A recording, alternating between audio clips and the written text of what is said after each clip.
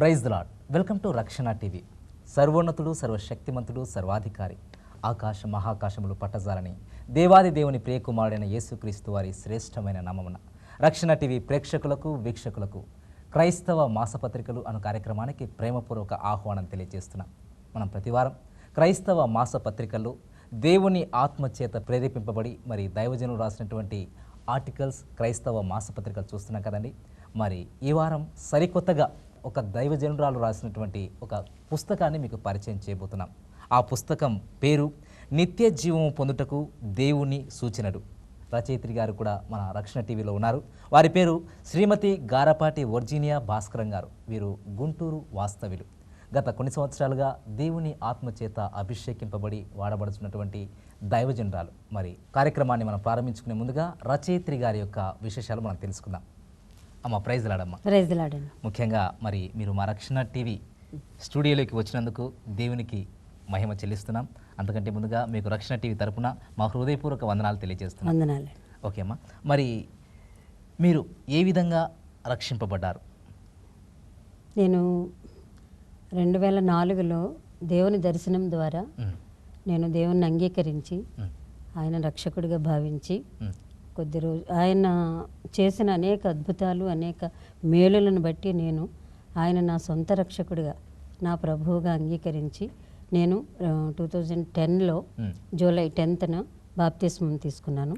అక్కడ నుంచి ఇక ఆ రోజును మొదలుకొని అన్ని విషయాల్లోనూ కూడా దేవునిపై ఆధారపడి దేవుడు చెప్పినట్టు నడుచుకుంటూ దేవుని ఆజ్ఞానుసారం జీవిస్తూ దేవుని కార్యాలు అనేకం చేయాలనే ఆసక్తితో ఉండి నేను పరిచర్య ప్రారంభించాలని ప్రోద్బలంతో నేను పరిచర్య ప్రారంభించాను. ఆ ప్రారంభించేది ఫస్ట్ నేను ఒక గృహములో నా అన్యుల మధ్య ప్రార్థనలకు కండక్ట్ చేసి అనేక మందిని దేవుని వాక్యం ద్వారా వాళ్ళు దేవుని అంగీకరించేటట్లుగా వాళ్ళు మార్చగలిగాను.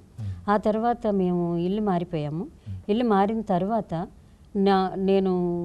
నాకు బైబిల్ ట్రైనింగ్ అవ్వాలని చెప్పి నాకు ఆసక్తి కలిగింది. ముందుగా మీరు ఈ యొక్క రక్షణలోనికి వచ్చిన తర్వాత సేవలోనికి ఎందుకు రావాలనుకున్నారు? సేవలోనికి ఎందుకు రావాలి అంటే దేవుని వాక్యమును అంగీకరించిన తర్వాత ఆ వాక్యం యొక్క ఆ రుచి, ఆ యొక్క శక్తి, ఆ మహిమ ప్రభావాలు మనలో దాచుకోవటం కాదు, దేవునిని ప్రకటించాలి.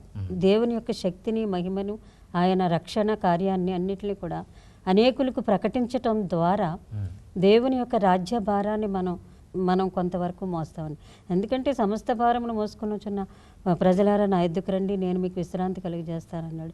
అట్లా ఆయన మన భారమును ఆయన మోసుకుంటున్నాడు. కాబట్టి ఆయన రాజ్య భారంలో మన వంతు ఈ లోక కార్యాన్ని కొంతవరకు నెరవేర్చినట్లయితే ఆత్మల రక్షణ భారాన్ని చేసి దేవునికి అంగీకారంగా జీవించటానికి అనువుగా ఉంటుంది. అనేకులను దేవుని తట్టు తిప్పటానికి, దేవుని వారసులుగా చేయటం కోసం వీలవుతుంది అని చెప్పి నేను ఈ సేవ చేయాలని చెప్పి ఆశించి సేవ కార్యక్రమాన్ని మొదలుపెట్టాను. మరి ఈ పుస్తకాలు, తర్వాత కరపత్రికలు ఇవన్నీ రాస్తున్నారు కదా, అవన్నీ ఏ విధంగా మీరు రాయడానికి ప్రేరేపింపబడ్డారు? అంటే నేను వాక్యం అట్లా ఇంట్లో చెప్తున్నప్పుడు కొన్ని డిస్టర్బెన్సెస్ రావటం వల్ల అక్కడ పరిచర్య కొంత ఆగిందండి. అట్లా ఆగటం వల్ల ఎందుకంటే కొంత అన్యుల మధ్య కొంత ఈర్ష్య భావాలు ఉంటాయి. అట్లాంటివి జరగటం వల్ల నేనేమనుకున్నానంటే దేవుని వాక్యం ప్రకటించటం, ఇళ్లల్లో ప్రార్థన పెట్టి లేకుంటే ఇంటింటికి వెళ్ళి ప్రార్థన చేయటమే కాకుండా పుస్తకాల ద్వారా, రచనల ద్వారా, పాటల ద్వారా, వాక్యం ప్రకటించడం ద్వారా ఈ సేవా కార్యక్రమం కూడా ఎక్కువగా విస్తృతపరచబడుతుందనే ఆశతోటి నేను ప్రార్థన చేసుకున్నాను. ప్రభువా, వాక్యం చెప్పటం, సువార్త పరిచర్య చేయటం అంటే ఏమేమి మార్గాల్లో వెళ్ళొచ్చు ప్రభా అని నేను ప్రతి విషయం కూడా దేవుని ఆనుకొని దేవుని అడిగి ప్రార్థనాపూర్వకంగా అడిగితే ఆయన సూచించిన మేరకు మాత్రమే నేను ప్రారంభించడం మొదలుపెట్టాను. ఆయన నాకు ఖచ్చితంగా అట్లా సూచన కలిగి చేసేవారు అనమాట. అట్లా కలిగి చేసినప్పుడు నేను ఈ పుస్తకాన్ని దీన్ని తర్వాత సండే స్కూల్ పరిచయం అట్లా రాయటం మొదలుపెట్టాను. ముందు చిన్నపిల్లల కార్యక్రమాలు పెట్టాను. తర్వాత అనేక ముసలివాళ్ళకి, విధవరాళ్ళకి, తర్వాత అనాథలకి కూడా బట్టలు పంచిపెట్టడం, వాళ్ళకి తోచింది ఏదో వాళ్ళకి సహాయం చేయటం, మాట సహాయము, బట్టల సహాయము, వాళ్ళకి డబ్బులు ఇవ్వటం కానీ అట్లా చేశాను. చిన్న చిన్న పాస్టర్స్కి, పల్లెటూరు పాస్టర్స్కి వాళ్ళని పరిచర్యని గుర్తించి వాళ్ళకి ధన సహాయం చేయటం, లేకపోతే కుర్చీలు కొనివ్వటం, ఫ్యాన్లు కొనివ్వటం, లేకుంటే ఎట్లో నన్ను చాలా ప్రేరేపింపబడి దేవుని నాకున్నా లేకపోయినా నాకున్న దాంట్లోనే తీసి దేవుని సేవ కొరకు వాడబడాలి, నా నా నా సంపాదన కానీ నా బిడ్డల సంపాదన కానీ అని అక్కడ దేవుని ప్రేరేపణ నాకు ఎక్కువగా ఉండేదన్నమాట. అట్లా చేశానండి, చాలా చేశాను సేవా కార్యక్రమాలు. మరి virgin ministries and rural development society ఉంది కదా, అది ఎలా స్థాపించాము అంటే అది నేను ఇంట్లో ప్రార్థనలు పెట్టుకున్నప్పుడు కేవలం ఒక 20 మెంబర్స్ అట్లా వచ్చేవారండి. అట్లా 20 మెంబర్స్ వచ్చినప్పుడు దాంట్లో రక్షణ పొందిన వాళ్ళు ఒక 3 ఉన్నారు. ఆ 3 తర్వాత ఒక ఆమెకి నా ప్రార్థన ద్వారా ఒక అమ్మాయికి సంతానం కూడా కలిగింది. వాళ్ళు చాలా హ్యాపీ ఫీల్ అయ్యారు. కానీ అక్కడ నుంచి మేము షిఫ్ట్ అయిపోయిన తర్వాత ఇక నాకు వేరే ప్లేస్లో ఉన్నప్పుడు నాకు ఈ సమయం కుదరలేదు, ప్రేయర్ మీటింగ్ పెట్టుకోవటం కుదరలేదు. అప్పుడు నేను ప్రార్థించుకున్నా, ప్రభా నేను ఇంట్లోనే ఉండిపోతున్నాను, నాకు వాక్య పరిచర్య కావాలి, ఏం చేయాలి ప్రభా, ఎట్లా చేయాలి అంటే అప్పుడు నాకు ప్రభు మార్గం చూపించారన్నమాట. నువ్వు 100 మందికి వాక్యం చెప్పే అవకాశాన్ని నీకు ఇస్తానని దేవుడు నాకు సూచనప్రాయంగా నాకు తెలియపరిచినప్పుడు అప్పుడు మా పిల్లలను సంప్రదించి ఇట్లా మినిస్ట్రీ పెట్టుకుందాము, అనేక ప్రాంతాలకు వెళ్ళి మనకున్నంతలోనే సేవ చేసుకుంటూ ఉండొచ్చు, రెగ్యులర్గా చేయకపోయినా మనకున్నప్పుడల్లా చేసుకుంటూ ఉండొచ్చు, అనేక ప్రాంతాలకు వెళ్ళొచ్చు అని చెప్పి నేను మా పిల్లల్ని సంప్రదించినప్పుడు వాళ్ళు ఒప్పుకున్నారండి. ఒప్పుకుంటే అప్పుడు మేము ఒక 10 మెంబర్స్ని గ్యాదర్ చేసుకొని మినిస్ట్రీ రిజిస్ట్రేషన్ చేయించుకున్నాము.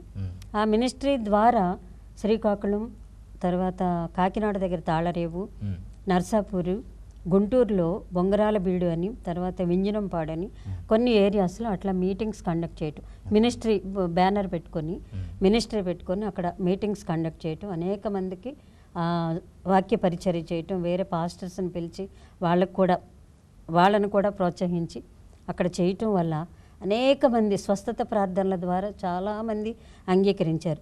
ఒకరోజు ఒక ప్రార్థనలో మాత్రం మీటింగ్ అయిపోయిన తర్వాత తెల్లవారి ఒక అతను ఇమ్మీడియట్గా 5 గంటలకు వచ్చి తలుపు కొట్టి, నేను తాగుబోతుని, నేను భార్యని కొడతా ఉంటాను నిత్యము, నాకు క్రైస్తవులు అంటే నాకు చాలా అసహ్యం, అట్లాంటిది అమ్మ చెప్పిన వాక్యాన్ని బట్టి నేను చాలా ప్రేరేపించబడ్డాను, నా మనసు మార్చేసుకున్నాను, ఈ రోజు నుంచి నేను దేవుని కోసం బ్రతుకుతాను అని చెప్పి గట్టిగా ఏడ్చి మరొక పాస్టర్ గారి దగ్గరికి వెళ్ళి చెప్పాడంట. ప్రొద్దున్నే 5ంటికి తలుపు కొట్టి. అది ఒక ఆత్మ రక్షించబడేసరికి నాకు చాలా ఆనందం అయిపోయిందండి.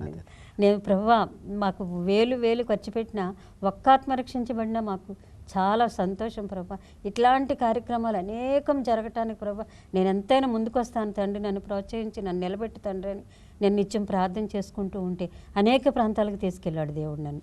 శ్రీకాకుళంలో 3 days కండక్ట్ చేశాము, తాళరేవులో 3 days కండక్ట్ చేసాము, నర్సాపూర్లో కండక్ట్ చేసాము. ఇక అనేక చోట్లకి దేవుడు అట్లా తీసుకెళ్ళిపోతూ ఉన్నాడు. అది ఆ ప్రోద్బలం వల్ల నేను వెళ్ళాను. తర్వాత ఈ బుక్స్ రాయాలనే ఆలోచన ఎందుకు వచ్చిందంటే, ఒక ప్రక్క అంతంత దూరాలు వెళ్ళి అప్పుడప్పుడు చేయగలుగుతున్నాం, కానీ పరిచర్య అనేది మనం వెళితేనే కానీ అక్కడ వాక్యం అందదు. అట్లా కాకుండా మనం రచనల ద్వారా బుక్స్ అనేకులకి అందించామంటే అది వాళ్ళు నిత్యము ఇంట్లో కూర్చొని చదువుకొని దాని ద్వారా రక్షణ పొందటం కూడా అవకాశం ఉంటుంది. అందరూ వచ్చి వాక్యం వినలేరు కదా అనే ఉద్దేశంతో నాకు దేవుని అడిగినప్పుడు ఆ బుక్ రాయాలనే ఇంట్రెస్ట్ కలిగింది. ఆ తర్వాత ఈ పుస్తకము రాయటానికి నాకు ముఖ్యమైన ఒక వాక్యం ఏంటంటే, ప్రసంగి 11:1 ఒక వాక్యం ఉంది. అది నీ ఆహారమును నేల మీద వేయము, కొన్ని దినములైన తర్వాత అది నీకు కనపడునని వాక్యం ఉంది. ఆ వాక్య సారాంశం ఏంటంటే, నీ వాక్యము అంటే దేవుడు నీకు అనుగ్రహించిన ఆ వాక్యాన్ని నేల మీద వేయము. నీళ్లు అంటే జనముతో పోల్చబడినది, ఈ జలముల మీద అంటే జనముతో పోల్చబడి జనముల మీదకి నీ వాక్యమును వెదజల్లుము, అప్పుడు కొన్ని దినములైన తర్వాత అది కనపడును. అంటే ఆ వాక్యం యొక్క ప్రతిఫలము అనేకుల మీద పనిచేసి వాళ్ళు రక్షణ పొందటానికి, దేవుని వైపు నడిపించబడటానికి, దేవునిని అంగీకరించి జీవించటానికి, వారి జీవిత విధానాన్ని మార్చుకోవటానికి, మారు మనసు పొందటానికి కూడా అవకాశం ఏర్పడుతుందనే ఆలోచనతోటి నేను ఈ బుక్ రాయటానికి దేవుడు నాకు ప్రోద్బలాన్ని ఇచ్చాడండి. దేవునికి స్తోత్రం అమ్మ. నిజంగా చాలా అద్భుతమైనటువంటి సాక్ష్యం. మరి ఏ విధంగా మీరు ఆ యొక్క ప్రేరేపింపబడి రాయబడ్డారో, మరి నడిపింపబడ్డారో మీరు కొన్ని మాటల్లో క్లుప్తంగా మాకు తెలియజేశారు. దాన్ని బట్టి దేవునికి మహిమ చెల్లిస్తున్నాం. మరి ఈ యొక్క పుస్తకంలోనికి మనం వెళ్దాం. నిత్య జీవము పొందుకున్నటకు దేవుని సూచనలు మనం చూస్తున్నాం. నిత్య జీవమును పొందుకున్నటకు దేవుని సూచనలు. ఇందులో మరి అమ్మగారు రాసినటువంటి మాటలు మనం చూద్దాము. ఈ పుస్తకంలో రచయిత్రి సాక్ష్యం కూడా ఉంది, ఇప్పుడే మనం విన్నాము. మరి అద్భుతమైనటువంటి సాక్ష్యం కూడా ఉన్నది. అలాగే ఆశీర్వచనాలు అంటూ ఆశీస్సులతో శ్రీమతి మోపర్తి కేర్లిన్ ఏసురత్నం గారు చాలా అద్భుతమైనటువంటి ఆశీర్వచనాలు రాశారు. అభినందన కూడా తెలియజేశారు. రెవరెండ్ కేకే పాల్ గారు, వీరు additional pastor Saint Matthews north parish Guntur, వీరు అద్భుతమైనటువంటి అభినందన కూడా తెలియజేశారు. ఈ పుస్తకంలో ఉన్నటువంటి విషయ సూచిక గమనిస్తే దేవుని వాక్యము నిత్య జీవమునకు మార్గమై ఉన్నది. ప్రేమ సర్వలోకమును శాంతి మార్గములో నడిపించును. రక్షణ అనేకులను క్రీస్తు కొరకు సాక్షులుగా మార్చును. ప్రార్థన మనలను ఆధ్యాత్మిక పరిపక్వతతో పరలోక రాజ్యానికి చేర్చును. మారు మనసు ఆత్మల సంపాదనకు ఆత్మీయ కర్ర. శోధనలు సహించువారు రెట్టింపు ఆశీర్వాదం పొందుదురు. విశ్వాసులు క్రీస్తు యేసును గూర్చిన సత్య సాక్షులుగా జీవింతురు. వెదకుట దేవుని వెదికిన వారికి సమస్తము మేలైనవై దొరుకును. దేవుని కీర్తనలతోను స్తుతించి ఆరాధించడం వలన ఆయన ఘనపరచబడును. ఇందులో ఉన్నటువంటి విషయాలు చాలా చక్కగా మరి విషయ సూచికగా పొందుపరిచారు. దేవుని వాక్యము నిత్య జీవమునకు మార్గమై ఉన్నది అన్నటువంటి అంశం మీద చాలా చక్కటి విషయాలు మరి అమ్మగారు రాశారు. ఆది యందు వాక్యముండెను, వాక్యము దేవుని యొద్ద ఉండెను, వాక్యము దేవుడై ఉండెను.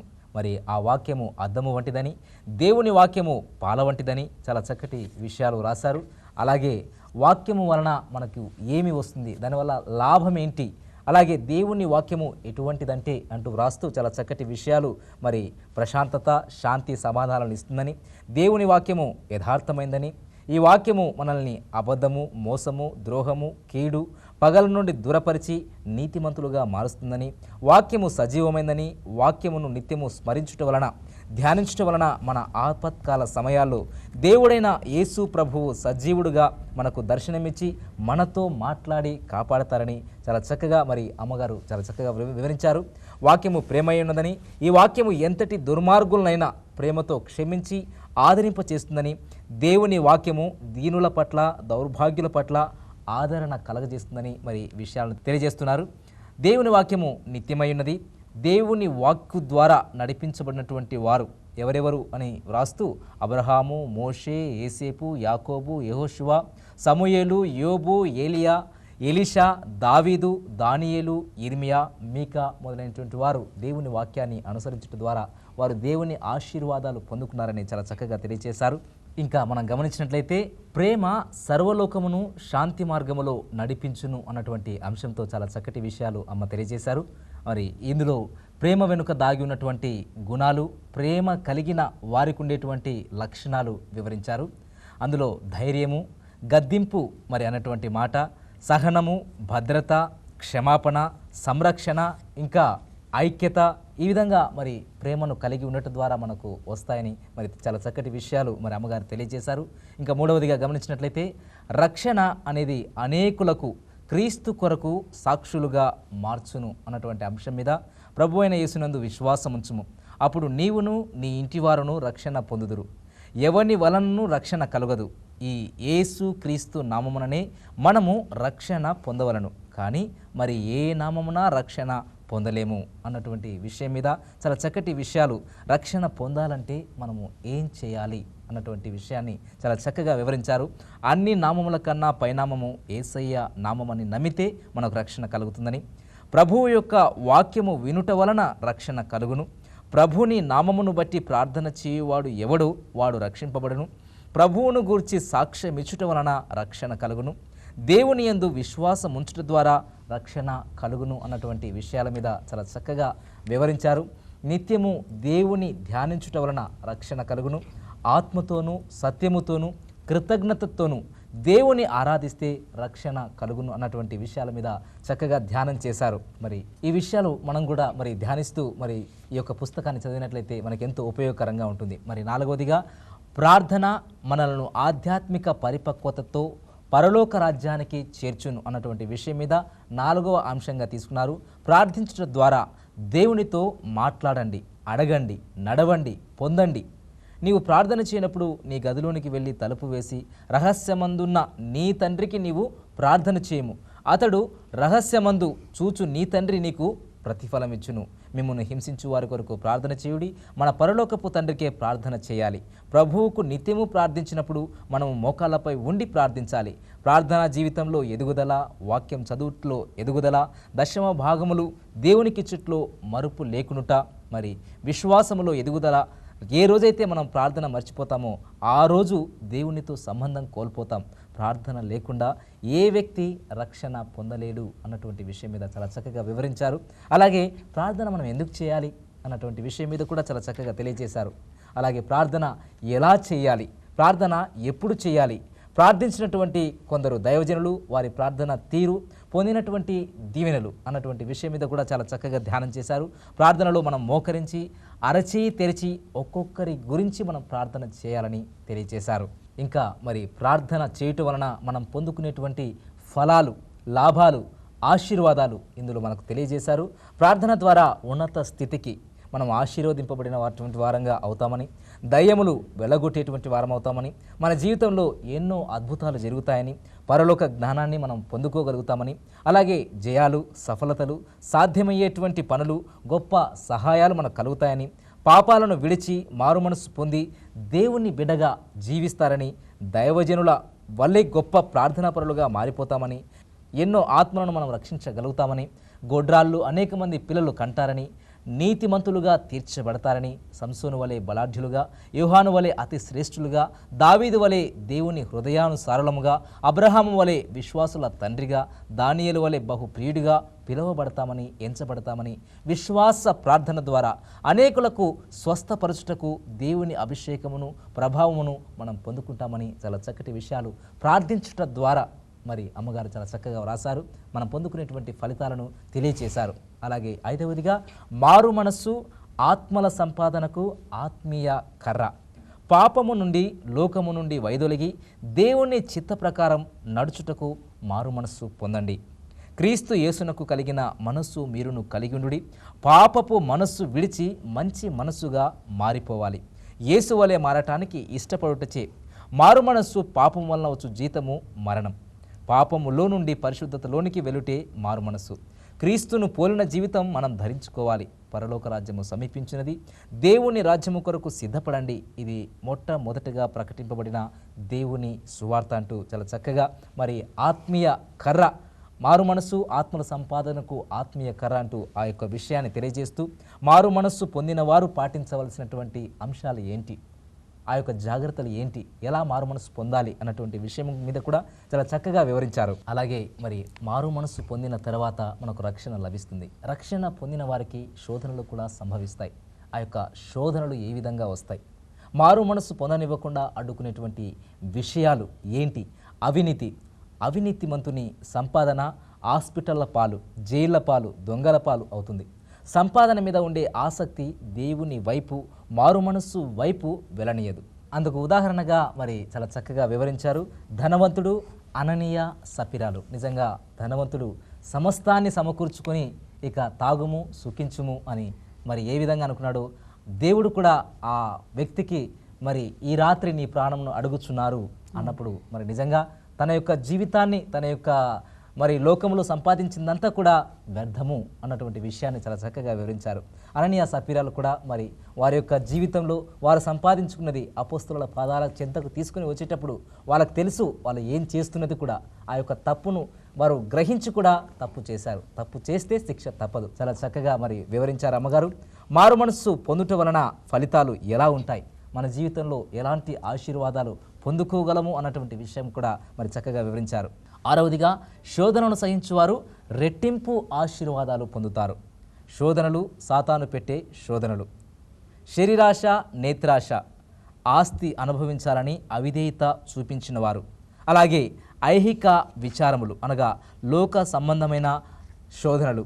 మరి శోధనలు వాటి రకాలు. సాతాను ప్రభువును శోధించుట. సాతాను అనేక చోట్ల అనేక రకాలుగా శోధించుట. మనము తెచ్చిపెట్టుకునేటువంటి శోధనలు. దేవుడు మనకు పెట్టేటువంటి శోధనలు లేక పరీక్షలు. సాతాను ద్వారా దేవుడు యోబును శోధించుట. దేవుడు శ్రమల ద్వారా శోధించుట, ఈ విధంగా మరి శోధనలు వాటి రకాలు, శోధనల ద్వారా మనము ఏ విధంగా మరి శ్రమల ద్వారా దేవుని ఆశీర్వాదాలు పొందుకోగలము అన్నటువంటి విషయాలు చాలా చక్కగా మరి ఉదాహరణగా ఆదికాండం నుంచి 22వ అధ్యాయంలో అబ్రహాము గారిని మరి ఉదాహరణగా చూపిస్తూ చాలా చక్కగా మరి చక్కటి ఉదాహరణ మనకు తెలియజేశారు. 7వదిగా విశ్వాసులు క్రీస్తు యేసును గూర్చిన సత్య సాక్షులుగా జీవిస్తారు. వినుట వలన మనకు విశ్వాసం కలుగుతుంది, దేవుణ్ణి విశ్వసించటం వలన మనకు ఏమి కలుగుతుంది అన్నటువంటి విషయం మీద చాలా చక్కగా వివరించారు. విశ్వాసము ఎటువంటిది, అది అమూల్యమైనదని, ఆ విశ్వాసము ద్వారా సమస్తము సాధ్యమేనని, విశ్వాసులు దేవుని శక్తిపై ఆధారపడతారని, దేవుని యందు విశ్వాసము నిష్కపటమైనదై ఉండాలని, విశ్వాసము లేకుండా దేవునికి ఇష్టలుగా ఉండుట అసాధ్యమని, దేవుని నుండి కలిగినటువంటి శోధన గురించి, విశ్వాసము ఆ యొక్క రకాలు, వాటిలో నిషిద్ధమైనటువంటి విశ్వాసం, అందులో రక్షణ, స్వస్థత, విజయం పొందుకునేటువంటి విశ్వాసం, ఈ రీతిగా మరి చాలా చక్కటి విషయాలు విశ్వాస శ్రేష్ఠుల గురించి, విశ్వాస సంబంధమైనటువంటి ఫలముల గురించి అమ్మగారు చాలా చక్కగా వివరించారు. మరి ఇంకా మనం గమనించినట్లయితే ఈ యొక్క పుస్తకంలో స్త్రీ దేవుని సారూప్యమునకు, కార్యాచరణలకు, ఆయన రాజ్యమునకు వారసురాలు అంటూ చాలా చక్కటి అంశం మీద స్త్రీలు ఈ లోకంలో దేవుని యొక్క సేవలు, దేవుని యొక్క పనిముట్లుగా ఏ విధంగా మనము ఆయన్ను మహిమపరచగలమో ఇందులో వివరించారు. స్త్రీలారా, వాక్యంచే ఉజ్జీవింపబడి పాపులను దేవుని తట్టు నడిపించుటకు ప్రార్థనతో ఉద్యమించండి. స్త్రీ ఈ లోకంలో అనేక పాత్రలు పోషిస్తుంది. తల్లిగా, భార్యగా, సోదరిగా, కోడలిగా, అత్తగా, యజమానురాలుగా, ఉద్యోగినిగా, అధికారినిగా, సేవకురాలిగా, వీరనారిగా, పాలకురాలిగా, రచయిత్రిగా, పాఠకురాలిగా, యాక్టర్గా, ఇన్ని విధాలుగా స్త్రీలు ఈ లోకంలో రాణిస్తున్నారు. అయినప్పటికీ ప్రతి స్త్రీకి దేవుడు కొన్ని హద్దులు, బాధ్యతలు, హక్కులు కల్పించాడు. స్త్రీని తన భర్తను, బిడ్డలను, కుటుంబాన్ని, సంఘాన్ని, లోకపు ఆచారాలను, దేవుడిచ్చిన ఆజ్ఞలను గౌరవించమని, ప్రేమించమని, విధేయతతో ఉండమని, భక్తి విశ్వాసాలు కలిగి మౌనంగా ఉంటూ జీవించాలని చెప్పి దేవుడు సుకుమారంగా పుట్టించాడు. స్త్రీకి పవిత్రత, విధేయత చాలా అవసరమని దేవుడు చెప్పుచున్నాడు.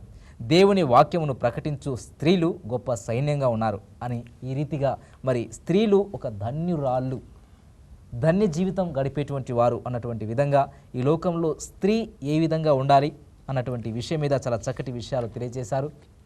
అలాగే మోకాళ్ళపై ప్రార్థించాలని, కన్నీటితో ప్రార్థించాలని, ఉపవాసంతో ప్రార్థించాలని, సహవాసంతో మరి ప్రార్థించాలని, రహస్యంగా ప్రార్థించాలని, మరి కృతజ్ఞతతో కూడిన ప్రార్థన చాలా అవసరమని, కృతజ్ఞతతో కూడినటువంటి ప్రార్థన చాలా అవసరమని ఈ యొక్క స్త్రీల గురించినటువంటి అంశం మీద చాలా చక్కటి విషయాలు తెలియజేశారు.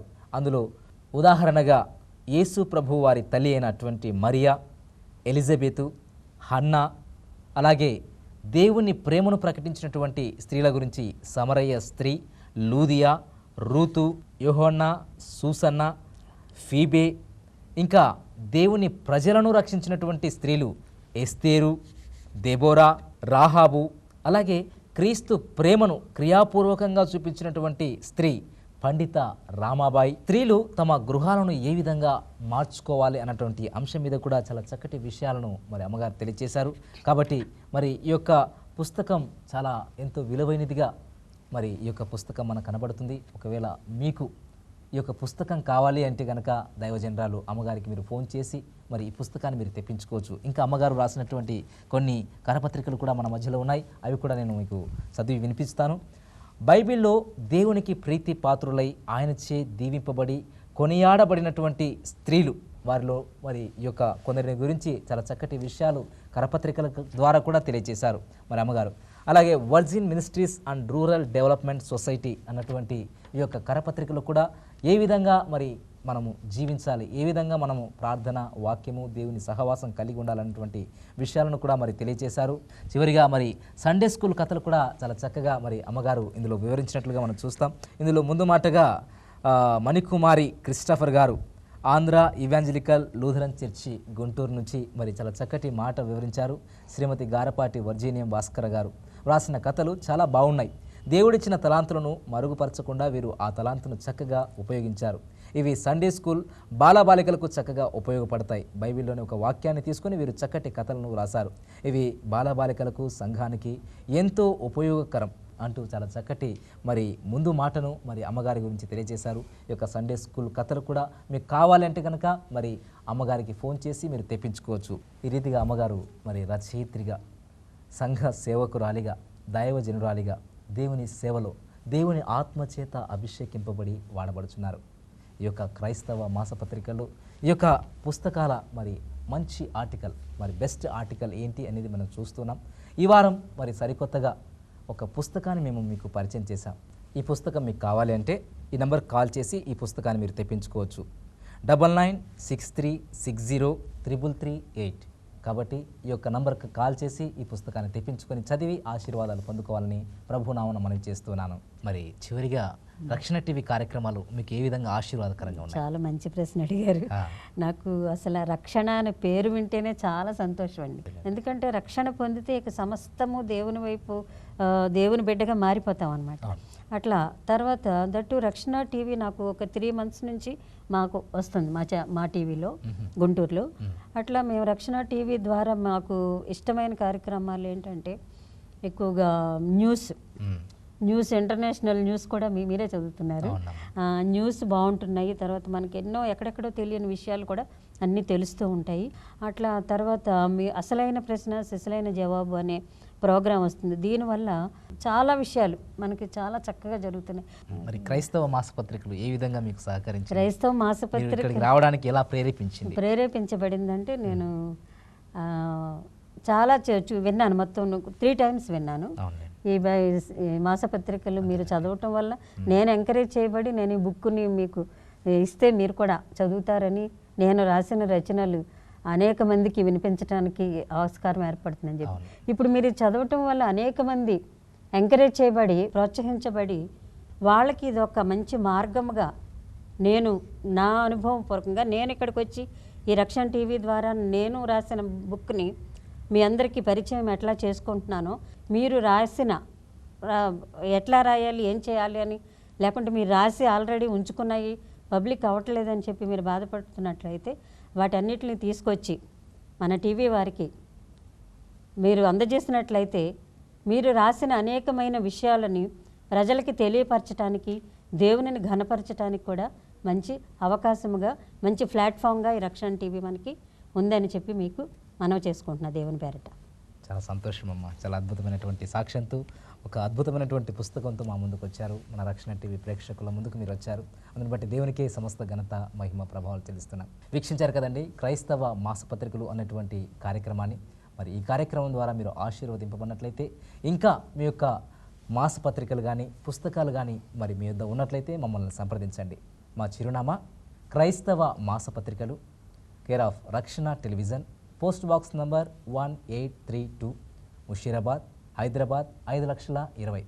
అలాగే మా ఫోన్ నంబర్స్ 04027617700, మరి యొక్క నంబర్ 27617701. మరి యొక్క క్రైస్తవ మాసపత్రికలు అనేటువంటి కార్యక్రమంలో వచ్చేవారం మనం కలుసుకుందాం. అంతవరకు చూస్తూనే ఉండండి Rakshana TV. Praise the lord.